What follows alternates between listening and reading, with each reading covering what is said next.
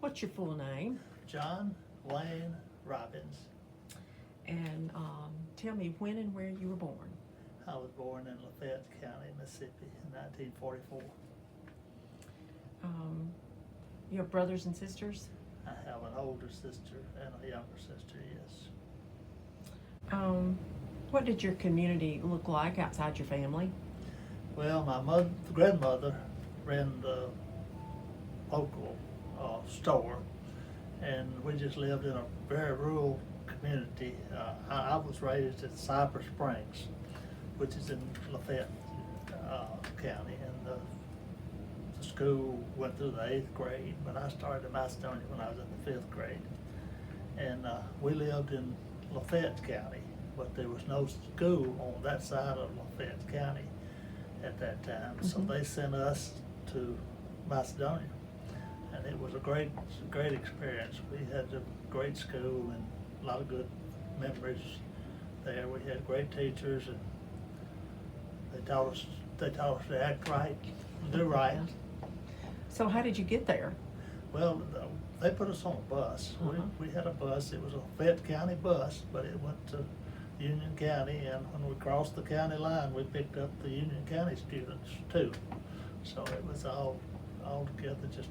But we'd had to go either to Yachney or to Taylor if we'd have gone to a county school at that time, and that was just way too far to have to travel. So they shipped us across the county line, which was a blessing. About how many miles away was that? Well, I lived about 12 miles from the school, but the bus started probably about 16 or 18 miles from the school. So, does the community of Cypress Springs still exist? No, there's and you tell them Cypress Springs, nobody knows where it is. Did you have other family members that lived nearby? Oh yes, all of our relatives, my daddy's relatives lived there, and my mother's relatives lived at Lafayette Springs, which was about 10 or 11 miles Yeah, from us. I know where Lafayette Springs is. I grew up, went to church there. Is that right? Yeah. What kind of work did your father do? My daddy was a part-time farmer and a full-time sawmiller, pulpwooder, whatever was available at the time.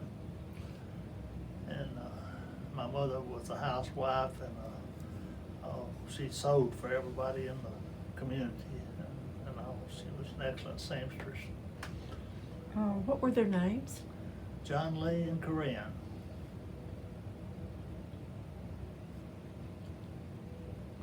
What about your grandparents? Did they live close by? Oh yeah, they were a 10th of a mile from us or something like that. We all lived on the same place.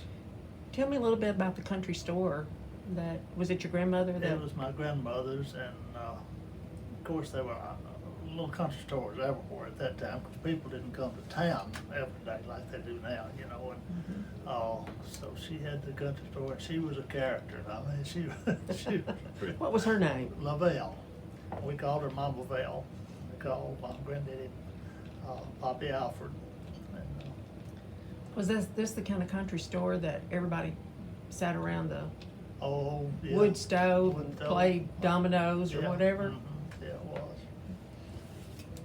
Does it still exist Oh, at all? no. Existed in a long time.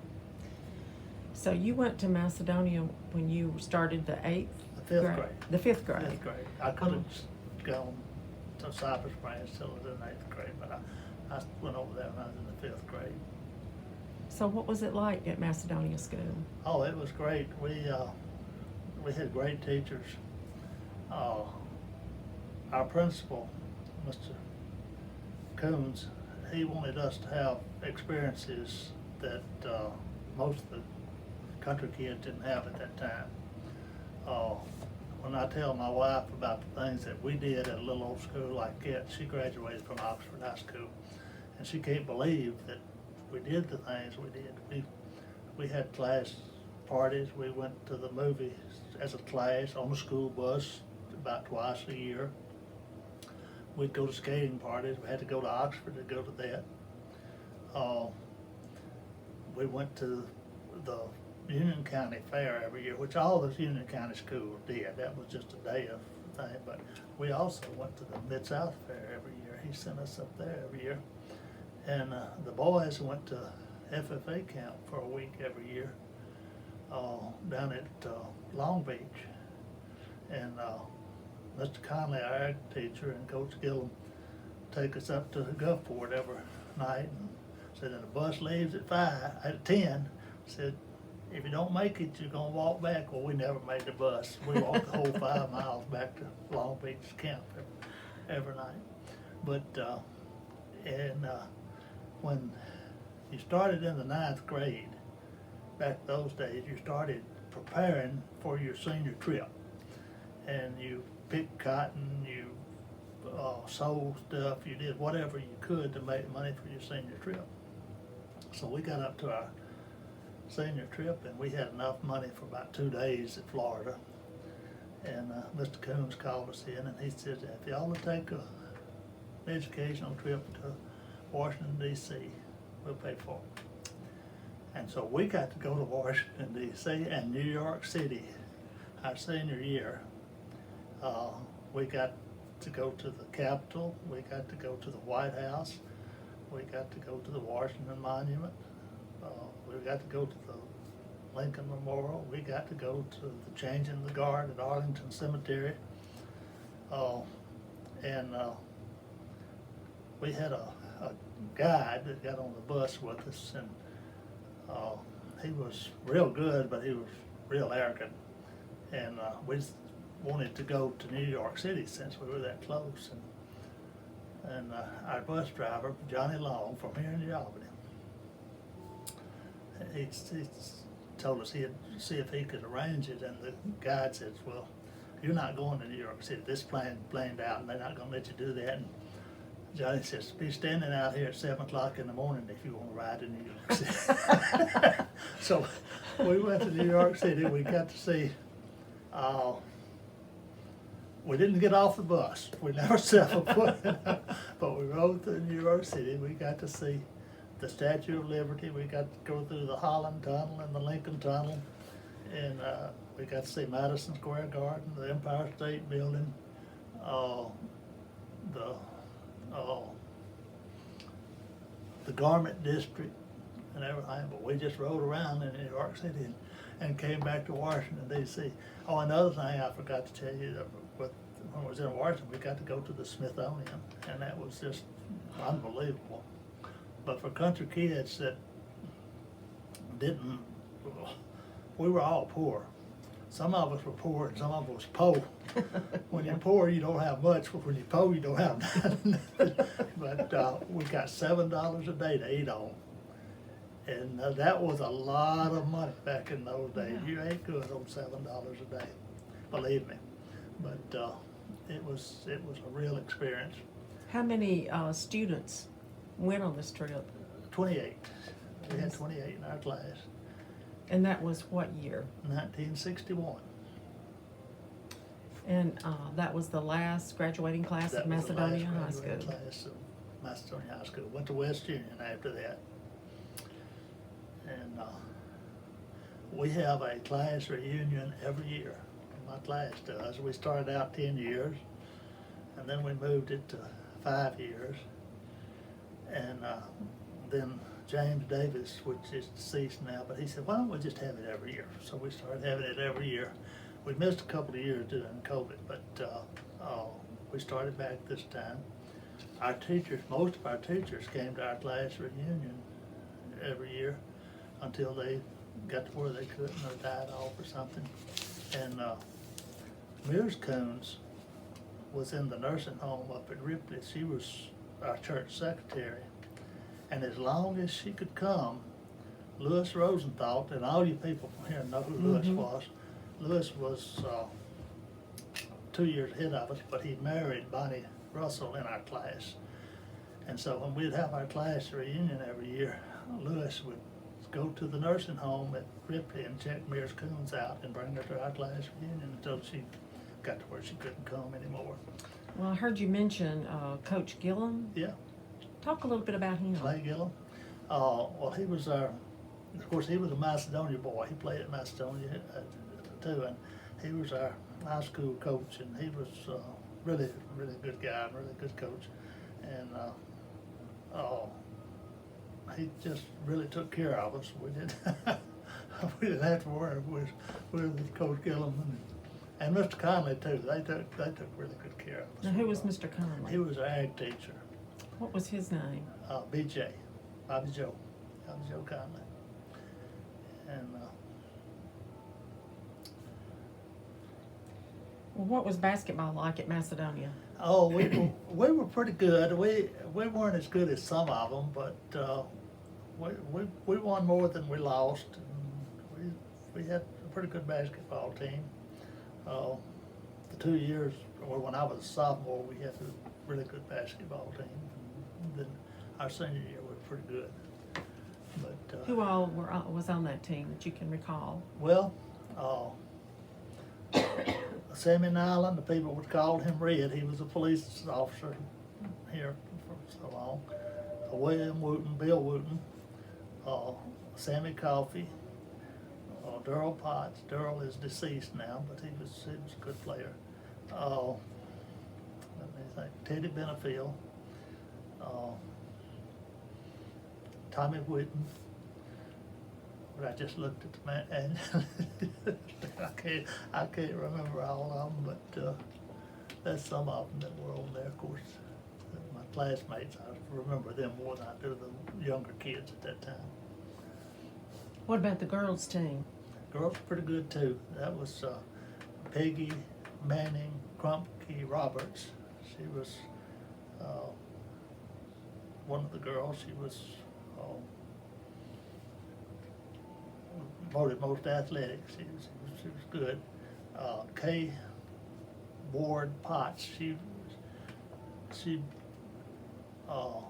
didn't play but for her senior year, but she was a good player senior year.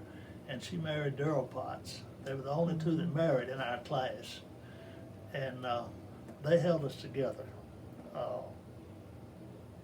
When we needed to know something or we needed to put some information out, we told Kay and Darrell about it, and they were sort of the archives for the class, you know.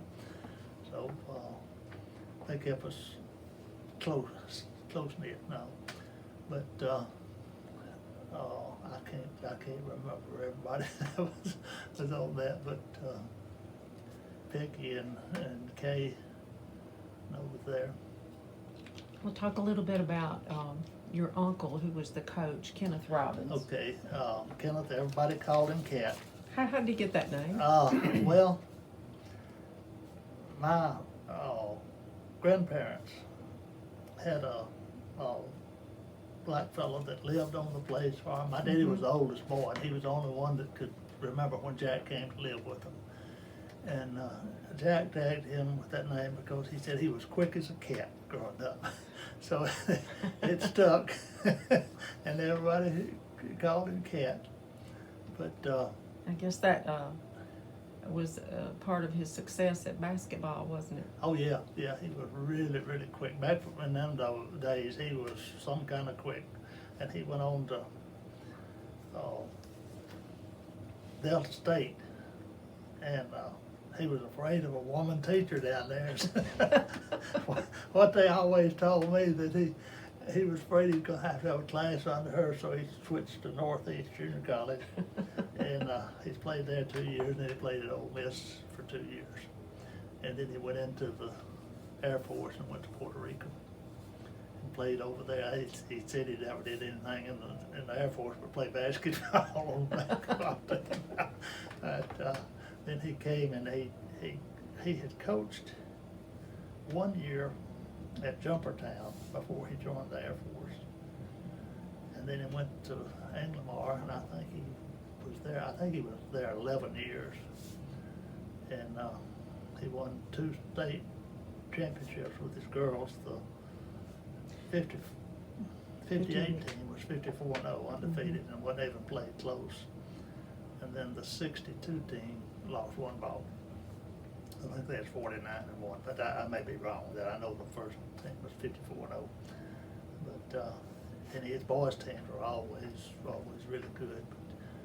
He didn't win a state champion. Went to the state a bunch of times with them, but he didn't win a state championship with them. But he was a fabulous coach. He really was. And, What was the secret to his success? well, I asked Sonny Faulkner one time about that, and he says the first thing was he was going to get you in shape where you could play, and said he had the best grasp about how to use everybody on the team to their strength of any coach he had ever seen. He said he knew what you could do, and he just asked you to do what you could do. He must have had an inspiring manner. Oh, he was, and he was a competitor, boy. he would he would scowl at the officials, and the crowds go wild. He put on a show a lot of times at ball games, but his boys really knew that he intended to win. He intended, and he thought if you played for him, you were supposed to win. Oh, now he played at Macedonia too, right? Yes, Okay. yes. He played on the state championship team in '44 with John Stroud and that bunch. And he was an 8th grader. He was starting as an 8th grader. Really? On the state championship team, yes. Now the Gillums played on that team, and right? I don't think that Clay. I think Clay was ahead of him. I'm not for sure, but he may have. I don't know. The Rakestraws, Right. know, and this, of course, Stroud. Johnny Stroud was a legend. And did you see him play, Johnny Stroud? I played in the Mid-South Amateur Tournament with him when I was a senior in high school.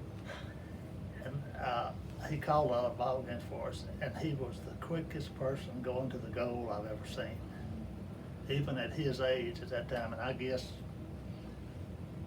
he graduated from high school in '44, so he was, whatever, 54, he had to be 35, 6 years old at that time. But he just exploded when he went to the goal. He still really had good. it, huh? Oh, yeah, he still had it. That's amazing. When you read about his career. Yeah. He was everything they say he was. Yeah, everybody says that. Yeah. Yeah. He's pretty amazing. Yes, it is. Yeah.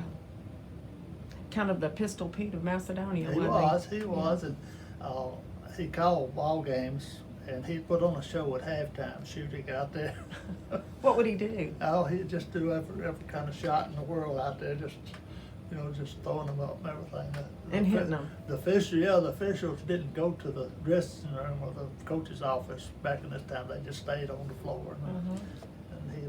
And Ty Rakestraw, he would put on the show, and he was calling too. But Johnny was a really good official. And back in those days, most of the time, one official called. Mm-hmm. They didn't pay for two officials.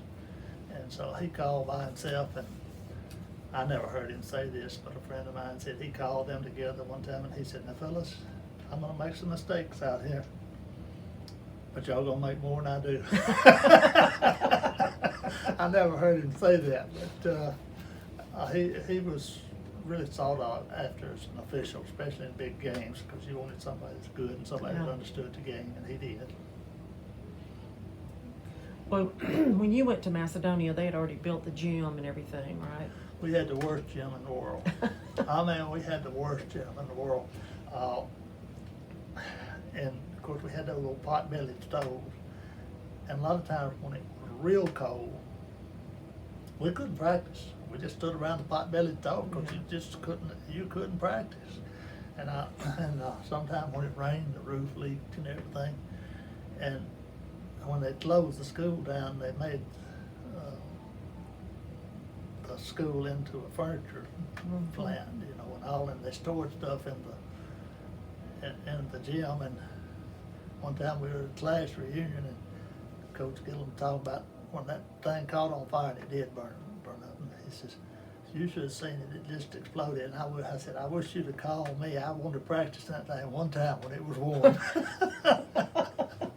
So that gym is gone. That gym is gone and the school's gone. By the way, I've got a picture of the school. I'll bring you over here. And it's a nice picture of the Macedonia School. I'll bring it over here and donate it to the museum. About how many students were in that school the year you graduated? I've always heard that we had about 300 from grade 1 through 12, but now I don't know that. I know when we went into the 9th grade, we had 40-something kids, and in the 9th grade, we were the biggest one that ever been there. But by the time we got to the seniors, some of them had dropped out and gone to work, some of them had moved to other schools and all, and I don't know, but we had 28 in our graduating class, and we invited the ones that had moved, gone to another school or something. We invite them back to the class reunion every year, and some of them come, some of them, of course, don't. Oh, so when y'all were playing basketball, which was the main sport there, right? Yeah. What was the rivalry like with other schools in the? Who was your arch rival? Oh, well, I would guess Myrtle was our arch rival. They were just across the holler from us. Of course, Pinedale was down there. They was just close to us too, and that's who consolidated with Macedonia Pinedale. Macedonia made West Union, but we played Inglemark. We never could beat Inglemark. Well, sophomore year we did one time, but who was coaching there? Cat was coaching. Cat was coaching. Yeah. Okay. Yeah, and then of course he went on to Northeast, and then to Ole Miss, and then he went to coach at West Union one year and won a state championship there at West That Union. was the year John Stroud That played, was John right? Stroud, yeah, senior year. Yes. When you were in school, did y'all have a summer session? We had a split session. We got out for all things like cotton picking. Couldn't wait to get out for cotton picking. That's what I was going for. Oh, Lord, I hated that cotton patch or the pasture. I just knew I didn't want to be a cotton farmer. I didn't know. You learned that. I learned that. I didn't want to be in that cotton field. But, So how much cotton could you pick a day? I could pick 200 pounds, but it nearly killed me. Now, Cat could pick 400 and pick right beside me. And they tell this story about him at Inglemark. When he moved in, the first morning they were picking cotton across the railroad track from where he was living. And he went over and asked them if they needed another hand. Well, when you're picking cotton, you always need another hand. And they said, well, sure. He said, well, let me go up to Mr. Cobb's and get a sack. So he went up to Mr. Cobb's grocery store, and they said they had a big laugh. The new coach in town's gonna pick cotton. Said they quit laughing when he walked out there with 400 pounds. And said he won the heart of everybody in Inglemark. He knew what he was doing. Yeah, but Jack, the black fellow that lived with us, and Cat would get 400 a day, and Jack would get 350. And I could pick right beside them. I get 150, 200 pounds. Nearly killed myself. So what were you getting paid for a pound of cotton? Started off at the first year, you get $2 a hundred, and when it got hard to get people to work, you get $3 a hundred. So I could make maybe $5 a day. You know, I mean, if I worked hard. But I could pick 200, but the next day I couldn't pick 200. And how old were you when you started picking cotton? Oh, Lord, I don't know, 7 or 8, I guess. I don't know. I know when I quit. So how old were you when you quit? I was 16 when I quit. I tell everybody I know when the Depression ended. It ended October the 12th of 1960 when I walked out of that cotton patch the last time. The Depression was over. Everything's been fine from that. So what kind of profession have you worked in? Well, I've done everything. I'm a retired high school basketball coach. I'm a teacher and coach. I coached for 25 years.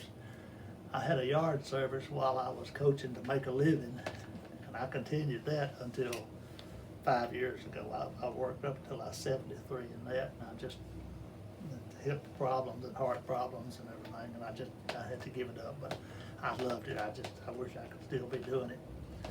And I've sold insurance for a brief period of time. I sold mutual funds and annuities for a while. And I've worked at convenience stores, everything, just part-time, you know, and all. So I've tried about everything. Wasn't good at nothing. Well, talk about your coaching career and teaching. Okay, I started off in Jennings, Louisiana, 5 years down there because that's where I could find a job.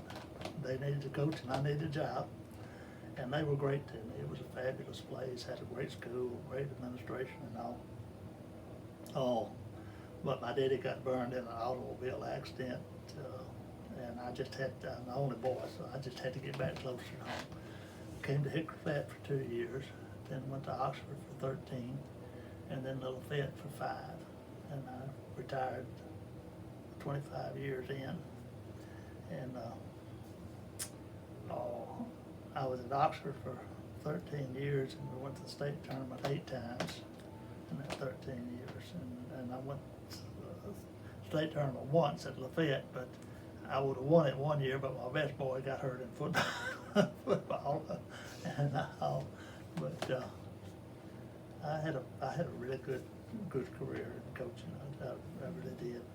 Well, you had a good start at it too, starting at Macedonia. Yeah.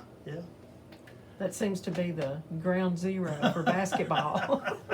Yeah, I guess it was back in those days, you know. Do you recall a player named Jack Busby? Oh yeah, Jack was a senior when I was a sophomore. Yeah, I really do. Yeah, he was good. Oh. Jack was a good athlete and a good guy, really was. His daddy, James Wesley, was the mail carrier out there. Mm-hmm. Yeah. And, Well, Jack went on to play for the University of Alabama, am I right? no, that was James Wesley. That was his daddy. Okay. They called him Jack too. Yeah. Okay. Okay. Yeah, we're on the same page now. Yeah. James Wesley played for the University of Alabama, along with Mitch Stone, who coached at Potts County. Mitch Stone from Potts County. is he wasn't from Macedonia? No, Okay. but they played at Alabama together. So I've been told. I'm not positive on that, but Okay. I told that they were. Are there any other really good players that you can think of that we hadn't talked about from that time period? Oh, well, of course you had Johnny Stroud and Cat and Tyreek Straw and coming on up, yeah, Galen played at West Junior. Galen Baird? Yeah, he played at West Junior. But his brothers, Sonny, Bobby Guy, Rodney, and Galen. Seemed like it was nothing. I can't think, but all were good basketball players too. They were all brothers. Yeah, all brothers. And they had a girl, Jane. She was really good. She was a really good basketball player. I didn't realize that was a big family. Oh yeah. And I may have left some out, but I know. Well, what if I not ask you? I don't know. I think you've depleted me of all the knowledge that I have. Did y'all have a baseball team? Oh, we played 2 ball games a year or something like that. We didn't have any facilities to play baseball. We didn't have a budget to play it in. Yeah. Do you recall the area when the semi-pro teams were playing around in the community? Oh yeah. So that was men more than boys, yeah, right? Yeah. Oh. Seems like I have a photo of Cat Robbins playing on a semi-pro Yeah, team. he was pretty good at baseball. Yeah. And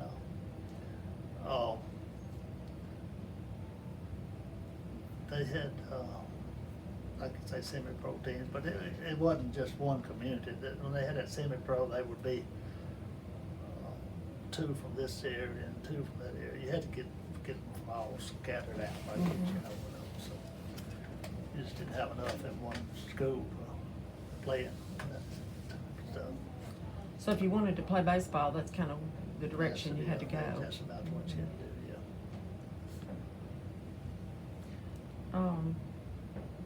What college did you go to?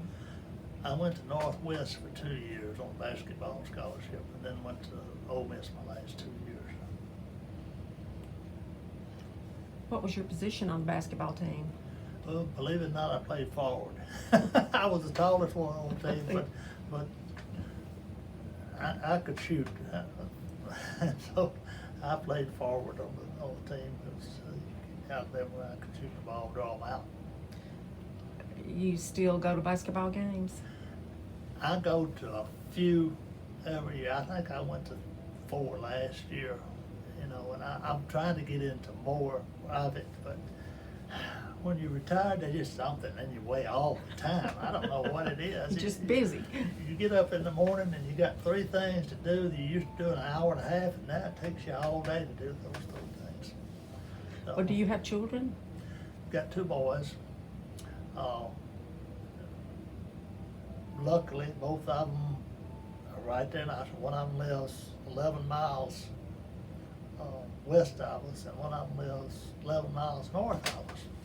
And they married 2 fabulous girls. My wife says if she had chose the boy's wife, she'd have chose the 2 that they chose. And we're just really blessed with that. And we've got 3 fabulous grandchildren. And Ann-Lee, the oldest one, graduated from Ole Miss in biology, and she's out and working. And Lydia is a junior at Ole Miss, and she's changed her major. I don't know what she's majored in, but she's a real good student too. And Michael is a 14-year-old, and we go to baseball all the time. So he plays baseball. He plays baseball. Did your sons play sports? No, they didn't. They're very little. They played some park question and stuff like Yeah. that, but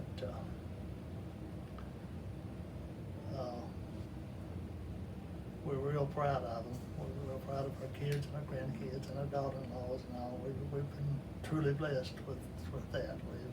Our boys never gave us a minute problem. Never a problem. That's wonderful. Never had to go to jail and get them out or anything like that.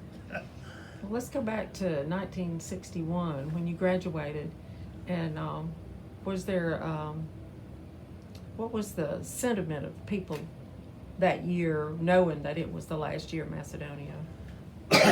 Well, I think that we were just proud that we were the last class there, and we were proud of what we had done and all of what, proud of our teachers and everything. And we had some fabulous teachers. We had 2 first-year teachers. You probably know Julia Littlejohn. Yes. She was Julia Gray when she came with us and married Talmadge. Uh-huh. And that was her first year teachers. And then Betty Potts Gafford was also one of our first year teachers. And I saw Betty at a funeral 4 or 5 years ago, and I said, Betty, we were so sweet to y'all. She said, yes, you were. I said, we wouldn't have made it if y'all hadn't been. But we tried to be good to them, and they were good to us. And Mr. Hendricks was our class sponsor in the 9th grade, and he moved up with us in the 10th grade, and then he moved up with us in the 11th grade. But when you got to be a senior, they had 2 ladies that alternated. They were real good too. But we went to Mr. Coons and asked him if we could keep Mr. Hendricks. Y'all knew each other real well. Oh, didn't you? yeah. And so he let us keep Mr. Hendricks, and he put Julia Gray, Littlejohn now, in there with him, and that was our 2 senior sponsors. They were the ones that went on the senior trips with us and went on all our parties and everything with us. And, they were just fabulous to us. And Mr. Hendricks, used to come, he'd come every year to our class reunion until he died.